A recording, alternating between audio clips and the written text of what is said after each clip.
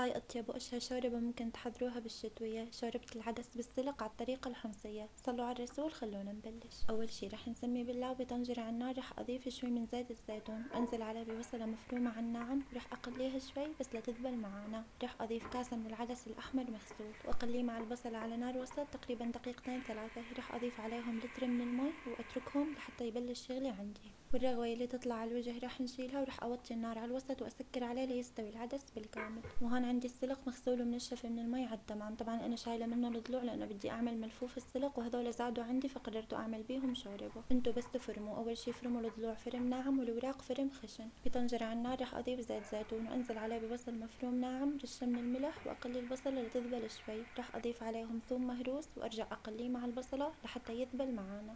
بعدين أبلش أضيف عليه السلق تمام، وعلى نار وسط رح أبلش أقلي السلق وهو شوي شوي رح يبلش يذبل معاكم، وبهذا الشكل صار جاهز معانا. وهاي العدس استوى وصار جاهز معانا. رح أزبط عيار الملح وأضيف كمون وشوي من الفلفل الأسود ونحرك المكونات ببعضهم شوي. بعدين رح أضيف عليهم تقلاية السلق، وأهم شي هاي الحركة الخطيرة اللي أنا أحب الطبخ مشانها. نتركهم على نار وسط تقريبا شي ربع ساعة. وآخر شي قبل ما أطفي النار رح أضيف عليهم بقدونس مفروم ناعم وعصير الليمون أو عصير الحصرم. بسم الله ما شاء الله، صارت أكلتنا جاهزة. لا تروحوا الشتوية بدون ما تجربوها لأنها عن جد لذيذة. خبروني رأيكم. ألف عافية.